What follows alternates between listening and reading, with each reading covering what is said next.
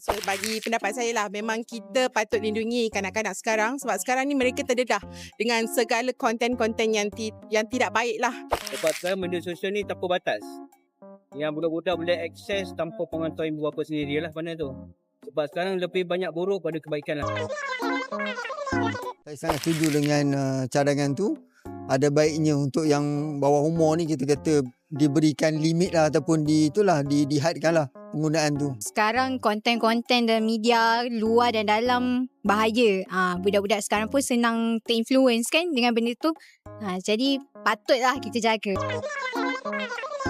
Banyak lagi mereka boleh buat pelbagai aktiviti. Kita sebagai parents lah kena guide mereka, bawa mereka. Banyak lagi mereka boleh explore dalam dunia ni. Kurang-kurangkanlah telefon tu sebab bukan saja dia boleh merosakkan mata apa semua, sosial pun akan rosak sekarang sebab kurang pergaulan. Kita kurang pergaulan dengan masyarakat, akan jati diri tu akan kurang lah.